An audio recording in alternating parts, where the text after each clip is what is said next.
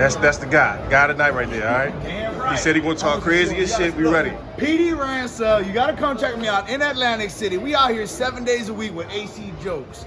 Play with it.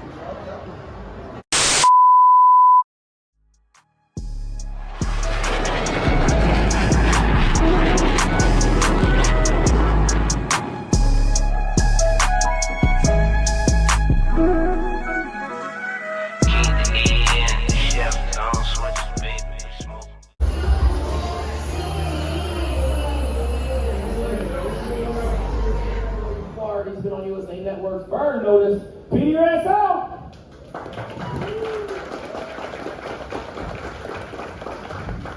Guys, keep it going for your host, Zach Pickett!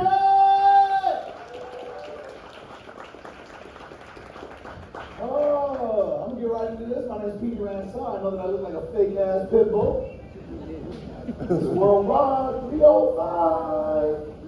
Now, I said that shit on stage one time. This girl comes up after the show and she goes, now you know you do kind of look like a fake ass pit bull. But you know who you really look like? Y'all ever seen the Ice Age? Yo, fuck you, homie. That's because I was like, say this more! And what's fucked up is that you saw that shit like that. You know what? You can get up and get the hell out of the showroom. Now, how about this? The best part about that is the first time my wife heard me talk about that, as soon as we got back to the house, she grabbed me in the room and she was like, now you know you do kind of look like Sid. I was like, excuse you? She goes, no, excuse. Can you do a voice? As soon as I saw that shit, I was like, oh, so you watch him this shit. Where my married people at? Where my married people? Make some noise. Alright, y'all some sad ass married motherfuckers. Even it started in the back with a. I am married. I'm married to a beautiful Swedish woman. I get to go to Sweden all the time. The only reason I go out there is because my wife is from there. Because if not, I would not have been able to find Sweden on a map. I am Florida educated. I'm basically fucking retarded. When I was a kid, I honestly believed that the Gulf of Mexico had 18 holes. And Sweden, I didn't know shit about Sweden. I did not find out that Sweden had a king and queen until I got there. And all of y'all motherfuckers just found out right now. Definitely. Because we are Americans. We don't give a damn about nobody. And it's not even that we don't give a fuck like about non-Americans. We don't give a damn about America. For example, right here, follow. You look good. Uncle Vinny, right? You fucking that right. It is. So Uncle Vinny, you look like you at least graduated the 3rd grade. You might know some shit. Can you name at least one city or a town or a village or anything in South Dakota? No clue. You know why? Because he's American. We don't give a fuck. Anybody? South Dakota, anything. Soup? Yo! I've been doing that joke for like a year. That is the very first time a black person answered that question. Give it up for this motherfucker! And the best part is that he's wearing an Africa hoodie. This is an educated man right here. Give it up for him one more time. Because most Americans honestly believe that South Dakota is a town in North Dakota. We don't give a fuck because we're Americans. But my wife being Swedish, they're different. They want to learn about people. They want to know. So when she found out that I'm actually Cuban, she's like, oh my God, you're Cuban? Can you teach me about your culture? I was like, yeah, baby, whatever you want. She goes, I don't know, can you make me a Cuban dinner? Like give me a food that's very common in Cuba?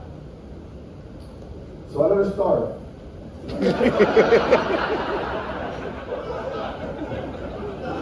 Alright, I'm gonna let that one digest over here, because I gotta come through and like, that is fucked up. That is not okay. Oh shit. Can somebody fix that light? Thank you. It was like my stage light got a black eye. Somebody knocked out my stage light. So look, I love that we are out here. We're out here on a Saturday night. Y'all are enjoying a nice comedy show. But look, I've been sitting in the back one from the moment that this thing started. Now I'm gonna let y'all in on a little secret about comedy shows. The more energy y'all give to us, the more energy we have to give to y'all. So I'm gonna need y'all to act like you paid for your damn tickets and try to wake him the fuck up. Are y'all ready to enjoy yourselves a comedy show or what? Make some noise. There you go. That's what I'm talking about. Now, real quick, where my Latinos at? Where my Latinos? Make some noise. All right, you might want to chill out. You're probably not going to be too proud after this one. Yo, let me ask you something real quick. Who in the hell told Hispanic parents that it is A-okay to shower with your children? No. No, fuck you. I got memories. And that shit is abuse. When I was a kid, I used to have to see this shit all the time. Just...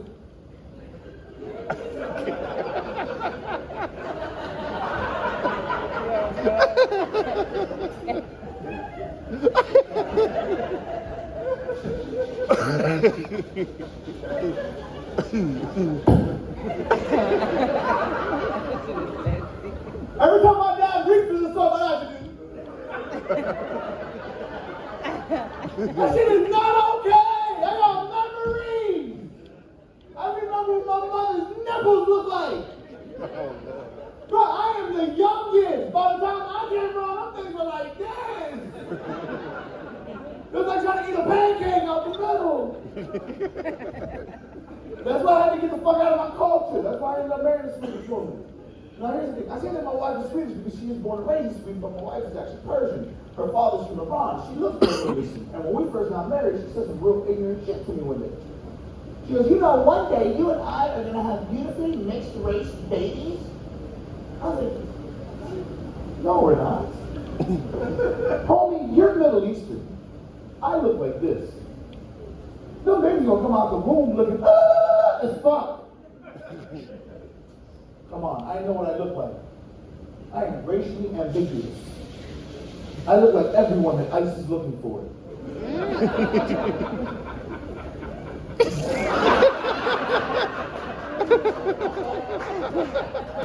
But I look like everybody from Alejandro to Alibaba. And everybody in between. But here's the thing, I'm also a disabled combat veteran. I fought for this country. Thank you. I appreciate that. Thank you. I appreciate that. I just wish the TSA was that enthusiastic about that shit. Because, bro, I've been trying to travel through, and here's the problem with the TSA, bro. The thing is that the TSA only hires two people. They hire Shaniqua and fucking Harold. And both of them take their job way too serious. Like, what the fuck are you stopping, Harold? Really? What are you stopping? The only thing the TSA stops is good drugs from making it to Jamaica.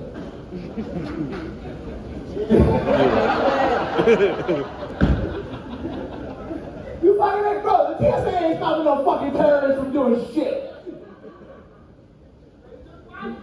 You fucking ain't right. Bro, but here's the thing, it ain't just you. So I was going through TSA in Miami International Airport. My neck of the woods, where people look like me. And I hand Harold's old ass my ID card that says veteran on that shit. He takes that, he looks at this and he's like, I sent him a dick pic. He's all in this shit like. Ramsell, huh? So what part of the Middle East is that name from? I'm like, Middle East?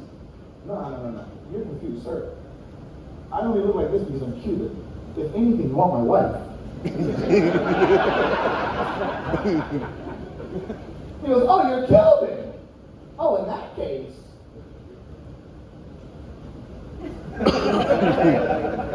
I'd imagine you know what cavity search is. My wife heard that shit, she was like, cavity search shit? Give it to him. That nasty piece of shit's been trying to do that shit to me for years. I love the fact that I love that I get to do that joke and shit because my wife hates that joke so fucking much. And every time I do it, she wants to punch me in the face. But she's not here tonight. Awesome. So I'm gonna keep going. So here's the thing. My wife is not about that life. The first time I tried to have that conversation with her, I tried to be smart about it. I was like, I'm gonna wait till my birthday. I thought my birthday, she's not allowed to punch me in my mouth. I go, so what's up, baby? You think I can put a finger in your ass? Like what? She looked at me, she was like, wait, what? Hold on, you want to try to put a finger in my ass? Motherfucker, what if I try to put a finger in yours? I'm over here like,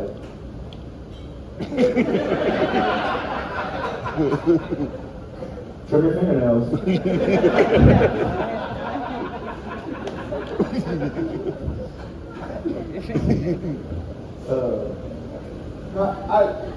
I'm originally from Key West, Florida. Y'all know Key West?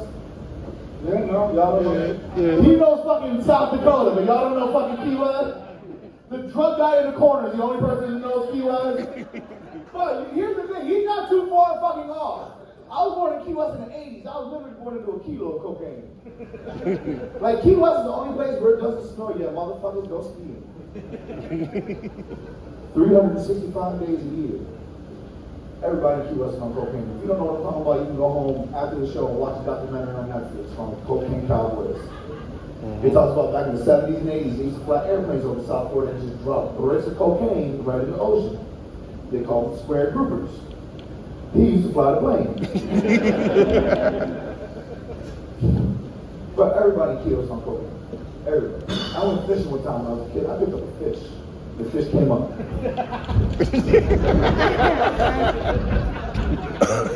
I caught a fish that was already hooked on the wrong kind of line. But everybody in Key West is on cocaine. I used to find straws in my mother's purse. I thought she was drinking Coke. So the first time somebody handed me a soda, I was like, Coke? Straw? I know how to do this.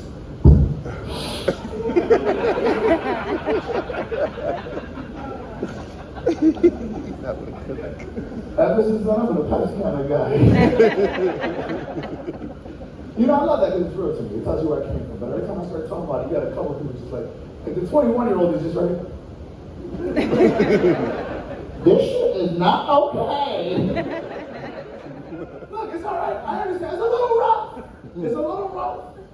But I want to assure you, I had a normal life. My mom, she did the best that she could with what she had. This woman came on a boat from Cuba and raised 3 little horrible pieces of shit. And she did it the best way she could. Like, she did her shit, but she did her shit. She cooked, she cleaned. She just did a little bit faster than your parents. And super focused. I'd see this woman in the house. And we didn't even own a vacuum.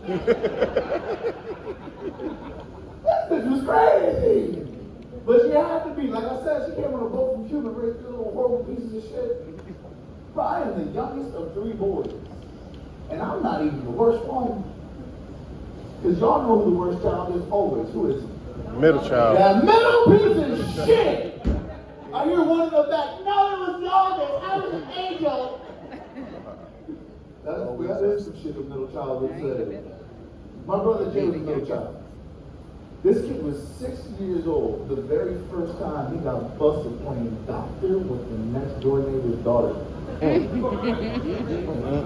her father was the one that caught him. Now I want everybody in the room to look at my drug dealing pilot over here in the front row. Now here's the thing, sir, you look like you're a true red-blooded American. You look like you've worked hard and you've paid all your taxes. Twice. Now what would you do if you busted your beautiful 6-year-old little princess playing doctor with the dirty-ass little Cuban refugee boy from next door? Target target practice. You piece of shit, he's a child. He's a fucking 6-year-old, sir. This man can't, 6-year-old pervert. It's a 6-year-old with a 6-year-old. You're the pervert, Uncle Vinny.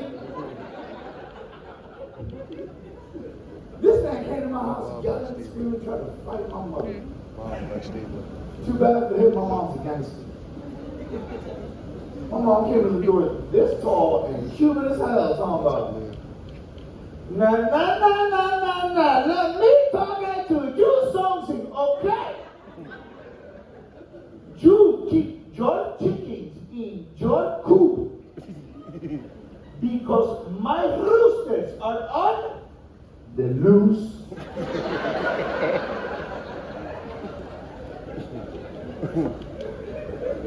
I still don't know what the fuck that meant. This is crazy. And so was my dad. My dad used to do all kinds of crazy Cuban shit. Like when I was a kid, my dad used to fight roosters. Could you imagine the confusion when you're a little kid and try to explain to your friends that your dad is a cockfighter? Exactly. That's crazy. I was thinking that's crazy. Especially white kids. Yeah, like, no. A bird like this. Not like this. You gotta specify. If not, these two will go back to the room and try that shit out. Let's do it!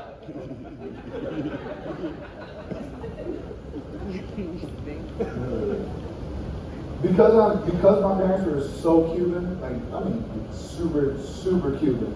Because my parents were so Cuban, they were both cocaine dealers. Because that's what Cubans did in the 80s. And the 90s. And the 2000s. But fuck you! Because my dad changed his ways. Kind of. He started taking us to church. You gotta start somewhere. He started taking us to a Pentecostal church. Now, I don't know if y'all know what a Pentecostal church is, but that's when you take Christianity and you mix it with breakdancing. Basically, bro, that's when you got that little old lady walking. As soon as somebody starts speaking in tongues, she's in the middle of the church.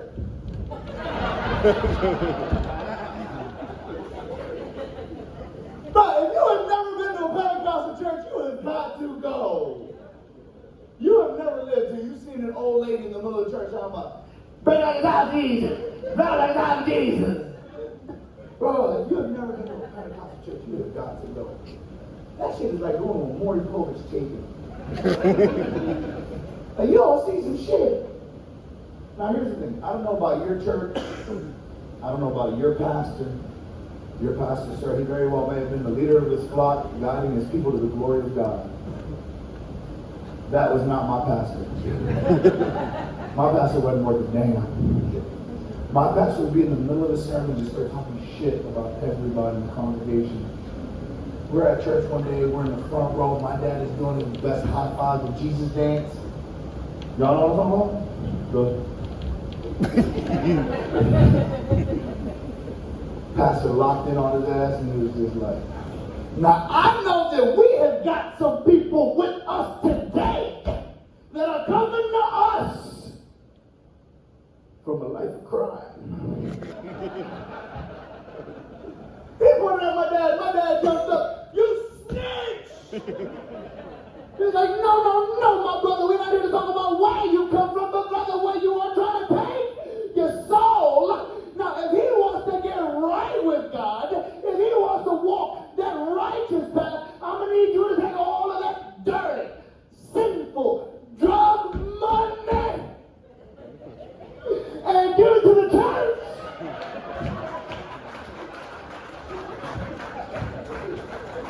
Now, go ahead and pass this around. Make sure it gets to the back. Make sure it gets to the back. My dad saw that shit. He was like, dirty money. Shit, my cousin Juanito cleaned the hell out of that money. Guys, my name's P.D. Ransom. I love you.